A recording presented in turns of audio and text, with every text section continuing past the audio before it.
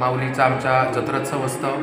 या जत्रोत्सवात सकाळी पूजा अर्चा देवीचे सर्व असणारे प्रारंभिक या ठिकाणी सेवा केली जाते आणि संध्याकाळच्या सत्रात या ठिकाणी ओट्या मांडवल्या जातात। त्यानंतर या ठिकाणी पुराण वाचन केलं जातं। पोहाळा या ठिकाणी एक चढवला जातो दीपमाळेवर। त्याच्यानंतर देवीची पालखी होते। त्याच्यानंतर दशावताराचा या ठिकाणी एक नाटक होतं आणि दशावताराचे पूर्ण या ठिकाणी कसा दशावतार असतो हे कथन केलं जातं। त्याच्यानंतर काला होतो आणि अशाच प्रकारे या जत्रोत्सवाची समाप्ती होते।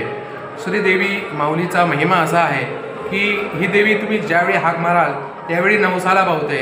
तुम्ही कुठेही असाल, या भारतवर्षात असाल किंवा अमेरिकेत सुद्धा तुमचं वास्तव्य असेल, तिथून सुद्धा ही देवी आमची पावते। असे बरेच जणांचे अनुभव या ठिकाणी भक्तजनांना आलेले आहेत। या ठिकाणी आम्ही बरीच वर्ष या ठिकाणी म्हणजे आमच्या या ठिकाणी पिढ्या गेलेल्या आहेत। आम्ही या ठिकाणी पौरोहित्य करतो आणि पौरोहित्याच्या माध्यमातून आम्हाला बऱ्याच वेळी या ठिकाणी बरेच अनुभव आलेले आहेत। आदल्या दिवशी या ठिकाणी सम्राज्ञा असते।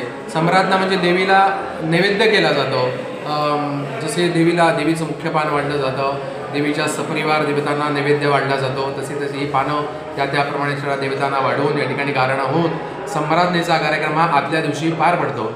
या सांगायचं गोष्ट म्हणजे ह्या रेडीवासियातील जी मंडळी ज्या ठिकाणी असतील त्या ठिकाणी होऊन देवीचा आशीर्वाद हा सदैव असतो। मग तो कुठच्याही क्षेत्रात असो, शालेय जीवनातला असो, कामधंद्यातला माणूस असो किंवा आणखी कुठलाही असो, सगळ्या क्षेत्रात कुठच्याही असणारी ह्या देवी भक्तजनांना ही देवी आमची पावते असे बरेच अनुभव आहेत। आणि ही सेवा ही निरंतर या ठिकाणी घडो आणि या सगळ्या भक्तजनांना देवीचा भरपूर आशीर्वाद मिळो असे मी जगदंबा माऊलीच्या चरणाकडे प्रार्थना करतो। आणि जे काही जत्रोत्सवाचे जे काही असणारे 2 शब्द थांबवतो. नमस्कार.